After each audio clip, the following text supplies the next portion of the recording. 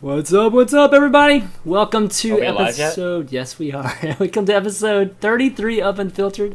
I'm your host, ChanManV, and today's show, man, got a great show planned out for you today. We're going to start things off by talking about some things in the news, Lake Charles event, Destiny's birthday, happy belated birthday, Steven, and Violet recognized as the first StarCraft 2 athlete. Pretty exciting time, I think, for Korean players and just lots of other foreign players potentially.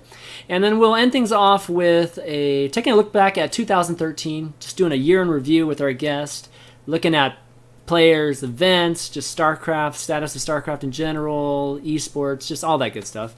And then your questions at the end, where you guys can post your questions in the Reddit thread, which is right here. I'll list it real quick.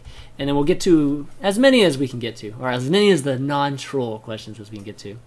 But I want to introduce my co-host each and every week. What's up, Steven? Mr. Destiny here. What's up, buddy? Hi. How's Bitcoin going, man? Awesome. Awesome. Okay. All right. We'll talk more about that soon. And then we had our esteemed guest, first time on Unfiltered, but not a first time on my shows.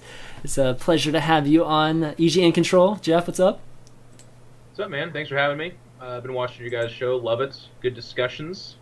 And I especially like when the discussions get really good. I can gauge how good the discussion is because of how many British people you bring on. So hopefully, by the end of today, we should have TB, Too Good, Richard and everybody Lewis. That's else. how Richard we roll, Lewis, man. Thorin. Thorin.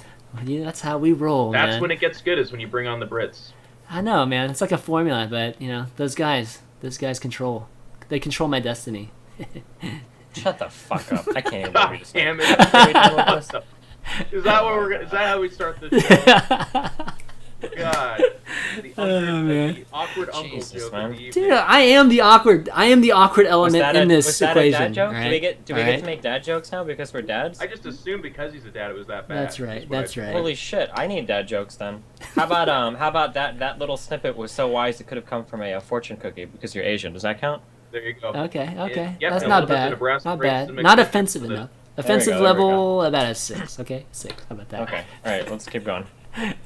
Oh, but Jeff, great pleasure having you. I feel like this format, I've been wanting to have you on the show, so I think Unfiltered seems to be really good when you can be. Well, it goes without unfiltered. saying, you've done a great job. I'm really happy. I read all the comments in the thread. A lot of people spoke good sentiments, which is you've done a great job raising up your shows and giving the scene more content. That's to be thanked for. So thank you. All right, thanks, buddy. Okay, let's kick things off. Let's talk about the Lake Charles event, Scion event that was during. You didn't just say Scion, did you? It's what is it? What is it? What is it? It's Scion. Scion, sorry, Scion. I thought it was Scion. All right, so anyways, let's talk about that event. Did they Steven? say Hold on, wait, Sky I'm on sorry. there? I mean, you were there, Steve. Did they say you're still pulling his No. leg, right? Yeah, I'm sorry. It's Scion. It's Scion. Oh, it's Scion. Yes, Oh, it's thank God. Scion. What the fuck, dude? Oh man, I just- it's gonna I be was one of thought- those shows, like, do I man. just ignore Sorry. what Steve just said? Like, does he think it's that? He was there, so maybe I'm wrong. You got us. Oh shit. Scion, man. You got it. The commercial. Scion. All right, Scion. Shit. Okay, fine. Yeah. Fine. So, anyways, how was that event, Steven? You were there. How'd you like it? It was one of those. It was really cool. I should have did a write up. I probably still will do a write up. The people were really nice. The family was really nice. It's kind of strange actually. And me and Kevin and Ben were kind of joking about this because it was like stepping into like another universe, like a parallel universe of StarCraft. Because the story with these guys is so similar to the Rosen twins, where these guys are two twins with a lot of support from their family, using like facilities that they had available to them. These guys used a car dealership. The Rosen twins used the school auditorium or whatever. Both sets of identical twins, both support from their parents, both college educated. I don't know, it's really funny. But yeah, I mean, there were a lot of similarities between this event and the Texas event. Although, obviously, the Texas event had a little bit more star power behind it and was probably run a little bit better, although this was these guys' first times trying. The food and everything was really good. The parents of the twins were really nice. They made sure that everybody was taken care of the entire time. They were providing vehicles if people really needed them to get around. Yeah, I mean, everything ran. It almost felt like kind of like a smaller scale Home Story Cup, I guess, in regards to how the players felt in the back. In my opinion, at least. I don't know, maybe somebody else would disagree with that. But Well, that's good then. Then they took care of you really nicely. That's good. yeah, definitely. Yeah. Lake Charles paid out everything the same day. Holy shit, that might be really? a first in like What is all of this sports history. concept you speak of? I don't What do think you I've mean ever same heard of day? that. They handed me the thing or whatever, and I was like, "Is this good? Is this post dated? Is this dated for like sometime in 2015? Can I actually take this to the bank now?" But yeah, they paid everybody Wait. Didn't you lose in the first round? You Whoa, gotta... travel stipend, bro. Oh, okay. Fucking shit I was there, gonna buddy. say, man, I Damn. thought you were talking prize, man. I'd be Holy like, fuck. damn. Your Damn, employer first flies round you out prize to, like, Rate for the conventions and heart, shit, Chris. Rate for the Damn. heart. This is Unfiltered, brutal. man. How'd the tournament go? You lost, you son of a bitch. You suck. Jesus. In-Control's supposed to be the one riling me up today, not you, Chris. What the fuck, man? He brings out the best in me. What can I say, But man? What can I say? travel stipends, and the prize money was all paid out like exact same day. So that was really impressive. Very cool. Okay, very cool. And how were the games? I mean, just how was the play? Jeff, you watched a little bit too, right? Yep. What did you think of NA StarCraft, basically? Well, I suspect you had very different experiences. Like, a lot of what the players were saying echoes Steven's sentiments, where it was like, oh my god, Southern hospitality, they were treating us great, really fun. Fans came out, we saw pictures of everyone sitting there and having a good time. It was really cool. And then for the online experience, I feel like it was like a throwback tournament. Like, you guys say Homestead Cup, you say Rosen Brothers, and I agree. But I would say, like, their first iteration of those events, right? Like, where That's why I was saying the Rosen Brothers had more experience. Yeah. The online stuff was apparently really botched in the beginning, or maybe all throughout. I know in the very beginning it was really, really botched, and they had to actually stop and like redo that stuff.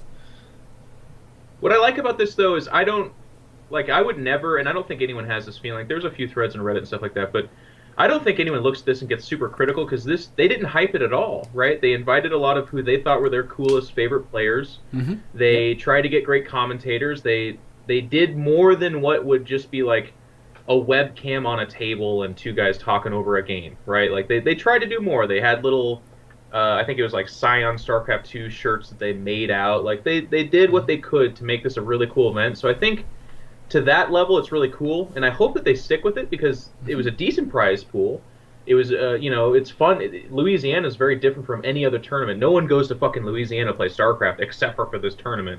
So I think it's cool that they're doing that, and I hope they build on it, and I hope they learn, and I hope they get better. But for me, like, I watched it, it had its hilarious, like, high school amateurist snafus, but everyone didn't get up in arms and angry about it, or not everyone, but most people, because, like I said, it was kind of recognized as a cool attempt. It was really cool.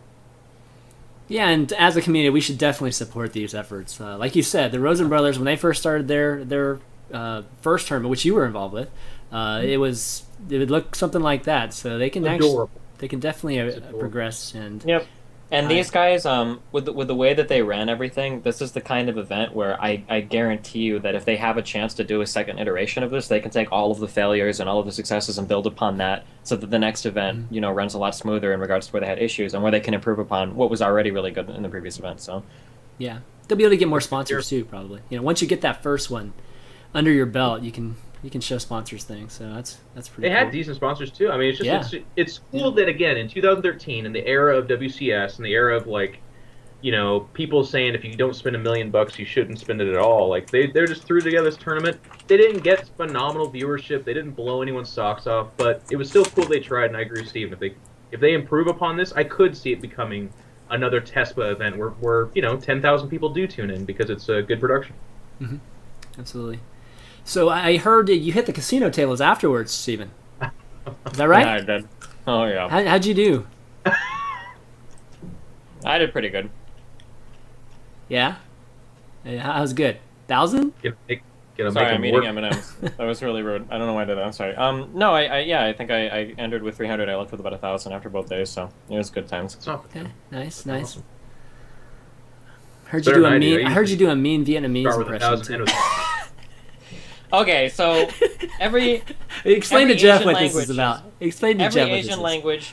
Every Asian language looks different and sounds different, right? For the most part, if you spend even like a few minutes a day for like a week around different types of Asian people, you get to where you can usually pick out how they look, how they sound fairly easily.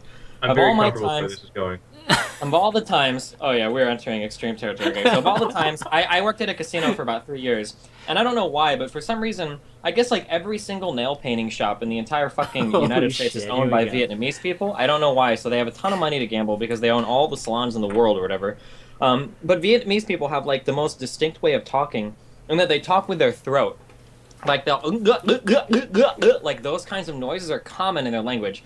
And I sat next to this fucking guy who sucked out on one dude across the table, and literally like 25 fucking times in a row, this guy's sitting next to me and he's going like, "Looks like I got looky, head," and he said it like fucking 25 times. Oh my god, it was driving. I think it wasn't driving everybody at the table crazy because 5 of them were Vietnamese, but Jesus Christ. There's just something about the way that Vietnamese people talk with that guttural noise. It's just like, it bothers me as a racist American, but... I do know what you're talking about. Oh my god. Okay, all right. Hey, it's actually true, though. If you go to a casino, like, for whatever reason, it's like... there's a lot of Vietnamese there. It's old people, Vietnamese, and then young guys are gonna just fish out to everybody usually. It's not, yeah, if it's like a Friday, Saturday, that if you want to go for like a crowd of like young people, usually like your Friday, Saturday, maybe Sunday. Yeah. Friday, Saturday are like your best nights to go. Dude, Asians love to gamble. I mean, that's not a secret. Not a secret. But Vietnamese love to gamble. It's mainly Vietnamese and Chinese people. I very rarely ever see Japanese or Koreans at a casino. Yeah, but what's funny is if you're continuing down this line of being racist, which is fine for us, I guess. Asians in general are more conservative with their money, right? You would say that they're very conservative with their money. So it's funny that when you go to a casino, yes, there's a lot. I mean, I agree with him. It's mostly Vietnamese, but I see Chinese, Japanese, Korean. I see Asian people, a lot of them, and you don't like. They'll be in an area where there's not necessarily a lot of Asian people, like Louisiana, not a very Asian state, I would guess, but. You probably saw a lot more Asians in the casino than you did outside, which is kind of funny. A lot of that also has to do with your with how close you are to like an Air Force base too. What? It wouldn't surprise me if they were. What? My guess is that a long time ago, when people were going off to fucking. Oh man, what are we living in the '60s or something? What the fuck? What is this? Well, no. It sounds silly, but it's a fact that a lot of people who went overseas to do war stuff brought back Asian wives. It happened. It happened a lot. That's why if you and there are people in chat who will vouch for us. If you live near an Air Force base, the community around you will have a lot more Asian people, Vietnamese people, or whatever, depending on where your parents went for their war stuff. Or if you've got people with like one Asian parent and one white dad or whatever, it's because a lot of the people that went overseas during Vietnam War, Korean War, whatever, brought back Asian spouses. I'm 100% serious. I live near an Air Force base, and my parents were in the Air Force, so I know this to be a fact. I'm 100% serious. How come you're not Asian then? Because I'm half Cuban, man. He's part Asian. That's why he can be racist, man. But my parents were married before.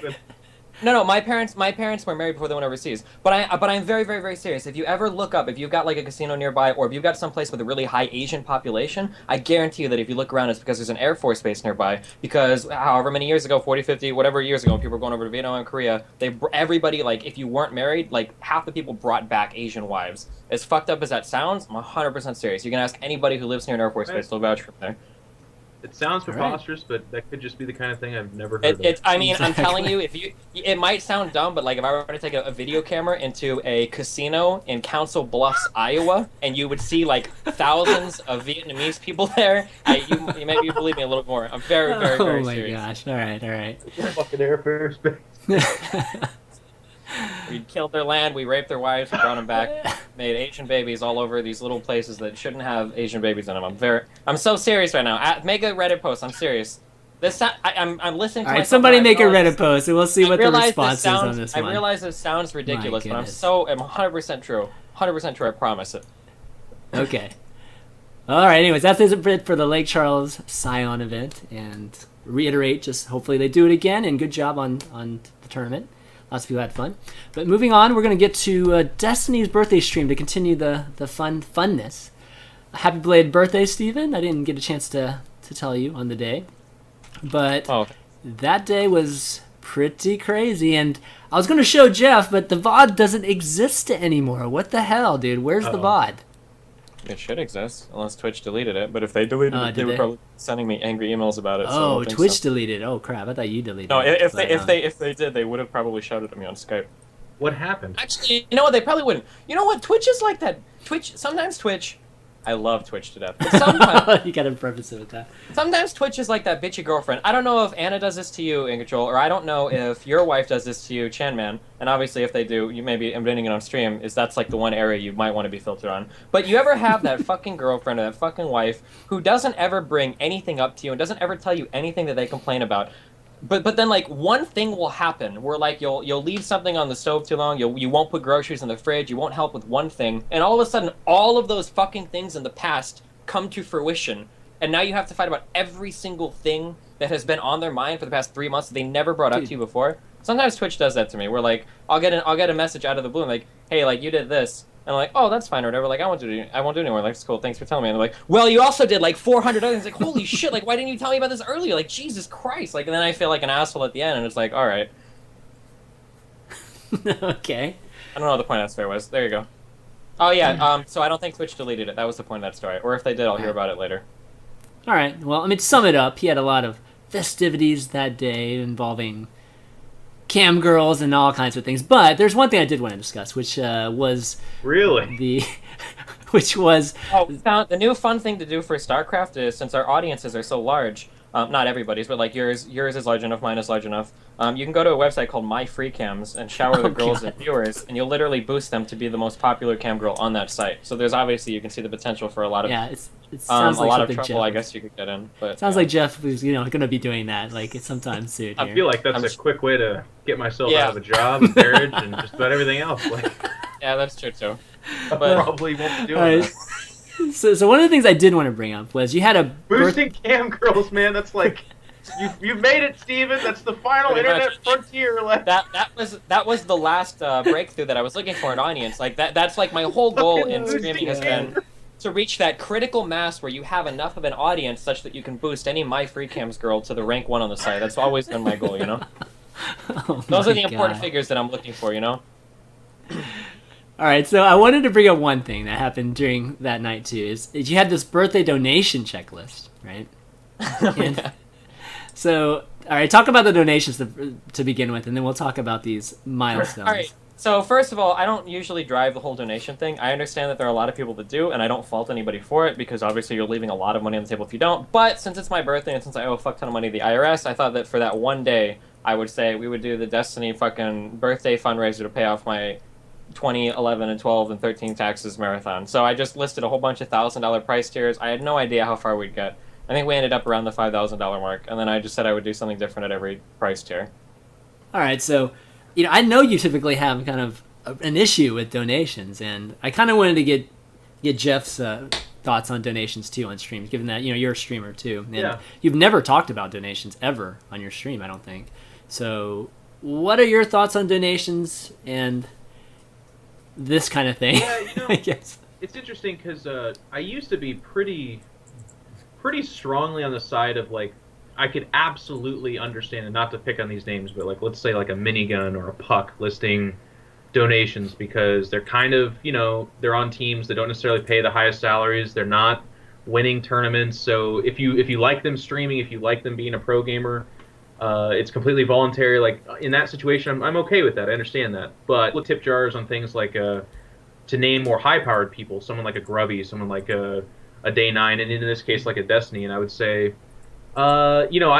I'm uncomfortable with it, but then as I kind of thought more about it and developed my opinion on the matter, which was strong, but not like I wasn't like some kind of fucking lobbyist against or something like that. It's just that everyone has shit to pay for, and we're all self-employed for the most part, so you have to pay these huge taxes, and if you're supporting a kid or a marriage or something like that, so it's interesting because I don't know, it just became like a back burner issue for me where I'm like, you know what, I don't really care because some people have more money or needs for more money, and who am I to judge without knowing their finances? And also, it's not any of my business to know their finances. So I feel like as long as you're not obnoxious about it, it's not really that big of a deal. It's no different than asking someone to subscribe to your channel, buy your shirt, other merchandise.